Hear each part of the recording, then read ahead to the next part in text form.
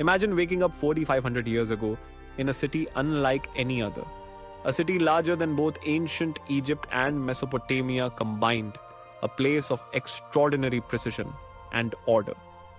How did people live, work, and even play in a metropolis with advanced plumbing but no kings? This is Mohenjo-daro, the forgotten city that still baffles historians. Get ready to discover the ordinary yet extraordinary daily routines of a truly ancient urban civilization. For centuries, the story of India's ancient past was incomplete. The world believed that civilization in the subcontinent began much later than in the Middle East. But in the 1920s, a young officer from the Archaeological Survey of India named R.D. Banerjee stumbled upon a site near the Indus River. He first mistook it for a Buddhist stupa, but a simple flint scraper convinced him he had found something far older and more important. This moment was the beginning of an excavation that would not just add a chapter to history, but completely rewrite it. What archaeologists uncovered here was astonishing. A vast civilization that stretched across what is now Pakistan and northern India, with urban planning and civic engineering on par with and in some ways surpassing its contemporaries like Egypt and Mesopotamia. The discovery of Mohenjo-daro and its sister city, Harappa, pushed the antiquity of Indian civilization back by several millennia, forcing a complete re-evaluation of the global historical timeline. It proved that the subcontinent was not a latecomer to the stage of human development, but a cradle of civilization in its own right.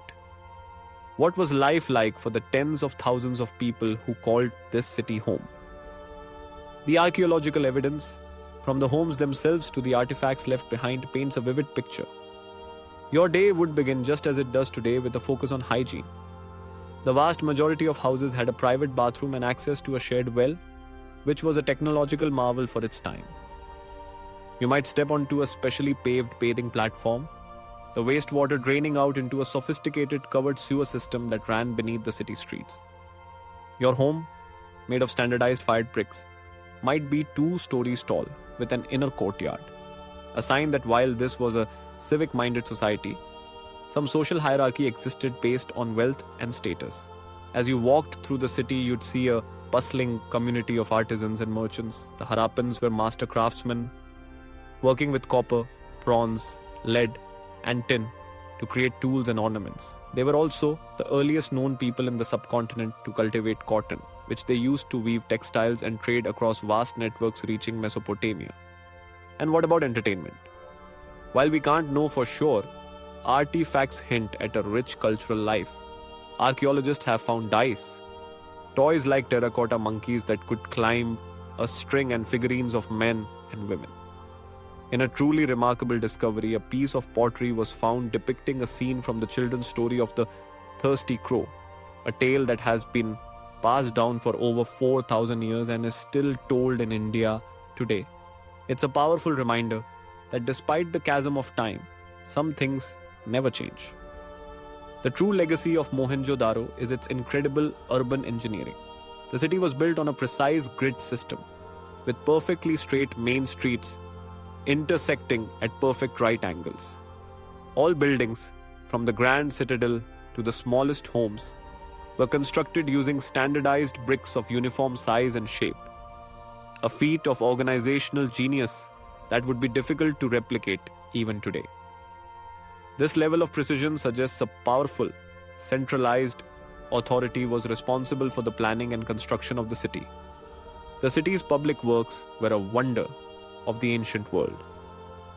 The Great Bath, a large waterproof brick pool in the citadel, was likely used for ritual bathing or religious ceremonies. But even more impressive was the city's water management.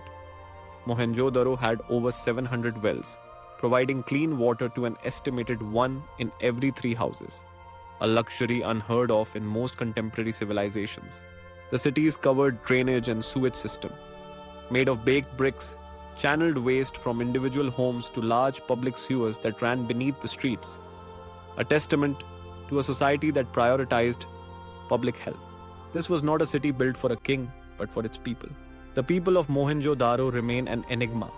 We know from artifacts like the famous dancing girl figurine that they were a highly artistic people.